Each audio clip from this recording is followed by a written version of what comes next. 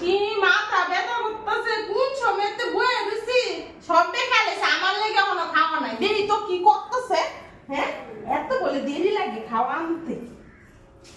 চালা বুদ্ধি না চালা। ওই আজকে কি খাওয়া হইব কি না? বাপ